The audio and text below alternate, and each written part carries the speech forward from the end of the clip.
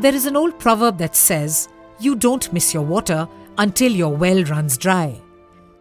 People across the northeast of India now see and feel the truth in this proverb. In places where water has always been abundant until a few decades ago, they now experience that seasons are shifting and rains do not replenish their wells in the same way they did before.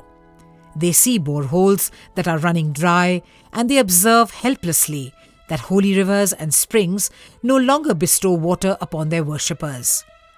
In the merciless face of climate change, people with no other alternatives are compelled to surrender livelihoods that depend on water.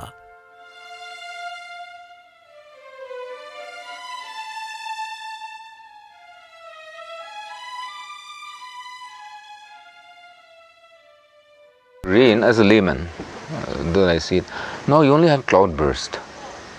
Earlier you see, starting from the month of maybe late May or maybe even April to say June, and you should have seen this rainfall on the summer solstice, that's 21st June. I mean, those days the rain will continue for weeks. It will keep on pouring. Nowadays what you see is you see a cloud burst for about 5-10 minutes and then it's over, back to square one. I've just come back from a tour in the interiors and I've seen that there's no water in the rivers. That's scary.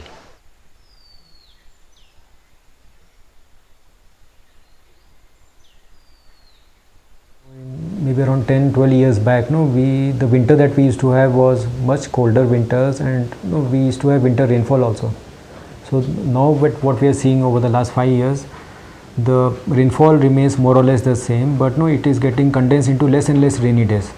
So more intensive water cycle, and then winters are becoming very dry. So winter droughts are becoming very common. So we have the same amount of rainfall but condensed in less number of days. So 5 months of heavy rainfall and then nearly 5 to 6 months of no rainfall. Without doubt, a change of paradigm in the way we approach and use water has become indispensable. Water is, we call it divine, we call it water is for life. It is worldwide. Without water, no life. But I would push it a step further, saying water is also an economic good. Yeah, and it is also development. If there's water, there's development. Now, since we are talking about water and climate change, I would just like to, again, to set the framework a bit bigger. Water needs trees. If there is no forest, the water recharge is limited. If there's no water, we have no agriculture, or limited agriculture. If there's no agriculture, we have no food, and so on. So it is central. Water is central. The effects are visible, but the causes remain beyond the human eye's reach and comprehension. Under the lens of science, we will be able to see how and why our water is dwindling. But more importantly, we will bear testimony to the simple truth that we are all linked together and that we need to act together. For the Climate Change Adaptation Northeastern Region project of GIZ, water has been of central concern across 3 partner states nestled in the northeast: Meghalaya, Nagaland and Sikkim. The Indo-German Cooperation Project works towards enhancing the capacities of rural communities and policymakers and government departments to adapt to climate change. From far-reaching policy-level changes in the way water is administered and used to tailor-made interventions in climate change-affected villages, GIZ's work has been exemplary in using collaborative forces to tackle climate change. If you look at the northeastern states, they already come and they already have rich traditional wisdom, whether it's in terms of natural resource management or it's in terms of water use or whatever. Now GIZ has consciously taken this approach that it is working with these traditional systems and adding value to these traditional systems. In Meghalaya, the Climate Change Adaptation Northeastern Region project of GIZ has been instrumental in spelling out a new integrated state water policy. GIZ came and I think they did a good job in helping them to develop a water policy that is more participatory. What I like most about what they did was they didn't come here and said, here is the solution. They took the plan that the people had built among themselves reviewed in the context of the 12th Five-Year Plan and involve a number of stakeholders. Drafted through a series of workshops with stakeholders from numerous relevant sectors and communities on board, the new state water policy is making a bold step towards transforming the way we think about and deal with water. Now, Meghalaya, the way we have developed this water agenda is people-centric. So, we don't work from the supply side only. We first of all look at what people need. So, under this our flagship program, people are now encouraged to take up livelihoods. All those livelihoods and economic activities need several things to happen. Now, water is one very important thing amongst all those inputs. So, that is where we are building up the series of measures. So, right from their awareness about the opportunities, the knowledge about the technology, knowledge about the markets, knowledge about productivity issues and so forth. Then we also simultaneously work on the availability of water, not as it is available and could be supplied, but also more importantly as it is needed by them. The integrated approach for tackling water-related issues has been embraced in several other project interventions as well. In Sikkim, the GIZ project provides technical inputs for targeting recharge zones to carry out spring shed development. The state government, in turn, makes the best use of existing government schemes and funds to revive spring sheds across the state and to ensure that villagers have access to water throughout the year. Spring shed development has been taken up in the state of Sikkim since quite some time now. And this is the same concept as watershed development, but since there are many springs in the Himalayan region, so they treat the springs, the catchment of the springs instead. So that is basically spring shed development. And what GIZ has contributed in this is to target recharge zones through proper hydrogeological assessments. And that is what we did in the Tendong Hill region of Sikkim, where we did a hydrogeological assessment which identified recharge zones from an area of around 1,100 hectares. The rechargeable areas were brought down to 70 hectares. So basically it means optimizing funds for implementation of spring shed development to a great extent.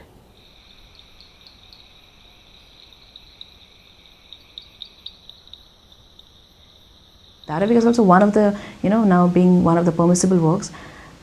Many people are now included and they come on their own. Now people are very excited, they are very interested to do Dharavikas because it not only helps them earn their wage, but it also helps them to regenerate, to recharge their springs and their water discharges. Initially it was the approach which we had to throw from above. I mean, it was, we had to tell them, see, this is this, now you have to go about this because this will help you recharge your underground water. Now what has happened is, because it has had a very large impact on the public and it has had a very positive impact, and the results are now started showing. Now people themselves are coming and saying, okay, we want to do Dharavikas in our area because we are having water shortage problems. With the newly introduced water security plan at Kitam village, change agents at the Gram Panchayat level are now able to assess available water resources in the village and plan the use of water in a participatory manner. In this way, the villagers ensure fair and equal distribution of the scarce water resources in the community. GIZ एक ये technical expertise है इनके पास, तो उन्होंने एक्वाडम से भी technical expert higher किया, तो मैं भी उससे जुड़ा हुआ था। मैं और एक्वाडम से कौस्तुभ महामुनि आए थे, हम दोनों ने वो जो चुनबट्टी का सोर्स है वहाँ पर पूरा जो हाइड्रोलॉजिकल असेसमेंट किया और प्लान किया कि हाँ यहाँ का पानी किताब में आ सकते हैं। उसका एल्टीट्यूड देखा, एलिवेशन देखा और तब जाके हमको लगा कि हाँ किताब में वहाँ से पानी ला सकते हैं। लेकिन क्या है, किताब में स्टोरेज का प्रॉब्लम है, तो हमने कम से कम 50 क्यूबिक मीटर पानी हो इस तरह का ये टैंकी बनवाने का निर्णय किया है। ये इसका पूरा DPR तैयार हो गया है। और ये अभी इम्प्लीमेंटेशन लेवल के लिए जो NRDWP से फंडिंग होना है उसके लिए हमने हेड ऑफिस भेज दिया है। The GIZ project has helped to prepare a simple and interactive handbook on Dhara Vikas that offers government officials and community resource persons the opportunity to learn and practice the essentials of springshed development. Neighbouring Indian states and countries with similar contexts as Meghalaya, Nagaland and Bhutan have come on board to acquire the valuable know-how that Sikkim has bred. The project's Upper Umiam Basin Initiative in Meghalaya is a unique model of technical cross-pollination. The Umiam River is an important source of water to generate hydropower for the city of Shillong. However, growing population, industrialization and climate change have led to severe water shortage, high contamination and siltation in the basin. These challenges are pressing and their consequences go very far. The GIZ project has assessed impacts on land and water resources in the basin. Results of this assessment are now helping to develop an integrated land and water resource management system. In a next step, a design support system will be further developed to facilitate integrated planning of multiple sectors in the Upper Umiam Basin. This initiative can serve as a replicable model for other water bodies across the Northeast. The Climate Change Adaptation Northeastern Region project of GIZ considers water as a central resource also in its interventions for more sustainable livelihoods. In Meghalaya, the project is helping to revive fish farming. An abandoned fish farm in Shillong has been rehabilitated with the support of the Fisheries Department. Upstream communities have been involved to help improve the quality of water flowing to the farm.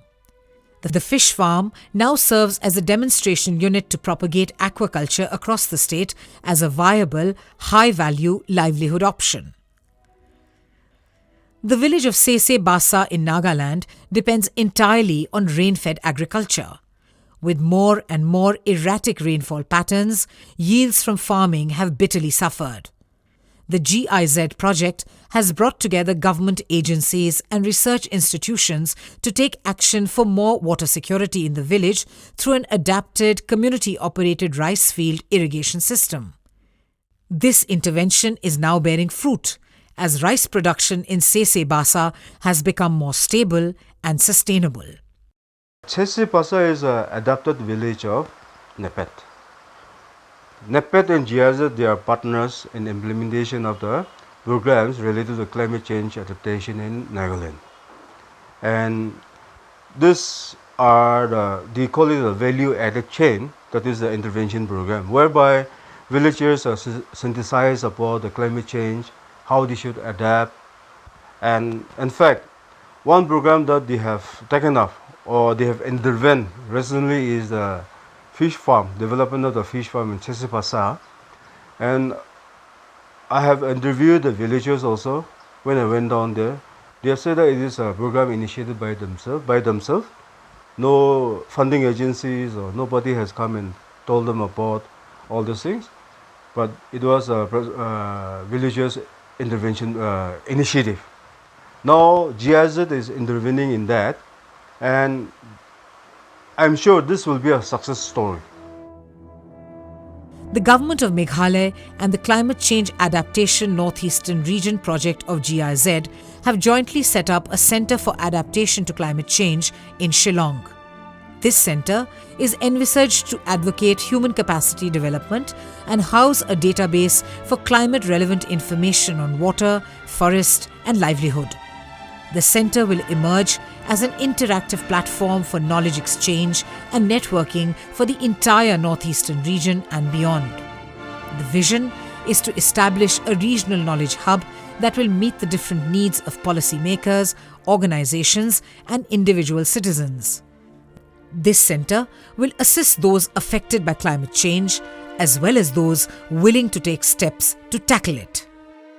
Actually, the way we have worked upon this integrated basin development and livelihood promotion program, it is an integrated approach.